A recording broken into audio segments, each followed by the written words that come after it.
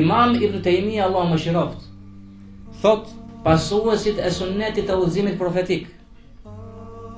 e pasojnë të vërtetën prej Zotit të tyre,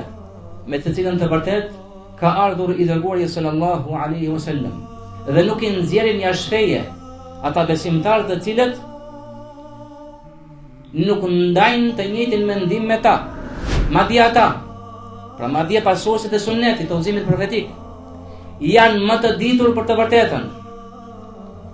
dhe janë më të mëshirshëm, më të dhëmshëm me njerëzit, sikurse Allahu i ka cilësuar besimtarët musliman duke thënë: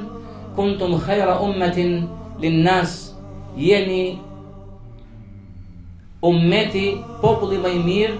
që keni ardhur për të mirën e njerëzimit. Më pas thot, ndërsa mosmarrëveshjet në çështjet e shumta që nuk janë parsore, pra që janë depsore, është aq i madh i cili nuk mund të kufizohet. Dhe sa herë që dy musliman mund të kenë një mosmarrëveshje në një çështje të caktuar, do t'i bënin hexher njëri tjetrit. Pra do abandononin njëri tjetrin, do ta praktisin njëri tjetrin, atëherë nuk do kishte mbetur besë mes tyre dhe as vllazëri të besimit të Islamit mes tyre.